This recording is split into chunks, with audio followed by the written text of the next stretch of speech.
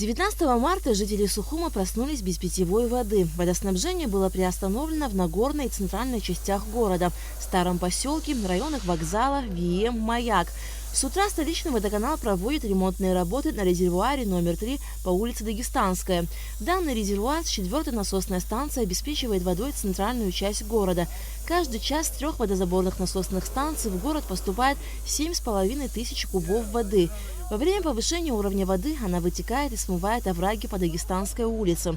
Специалисты водоканала для устранения утечки прежнюю трубу соединяют с разводящими трубами.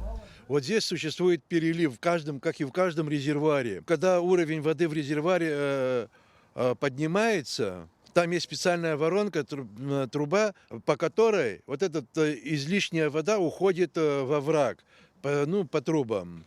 И вот мы решили, чтобы вот эта вот вода, и смывают, там овраг смывают, вот по Дагестанской, вот это овраги все видели, смывается земля, вода, И, в общем, чтобы вот это не происходило, мы вот эту переливную трубу мы соединяем сейчас с разводящей трубой. То есть перелива не будет, вот это весь перелив будет уходить в город. Параллельно плановые ремонтные работы проводятся и на насосной станции номер 4 в селе Гумиста. Здесь осуществляют замену подшипников на насосных агрегатах, так как они пришли в негодность. Кроме того, ремонтируют задвижку диаметром 400 мм. Здесь стоит оборудование импортное. Это КСБшные насосы и сименсовские двигатели.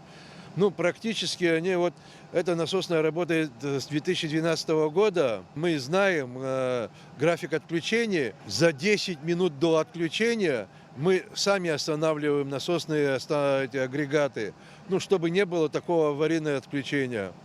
Потому что, когда аварийно отключаются, все энергетическое оборудование, это же не просто мотор и насос здесь.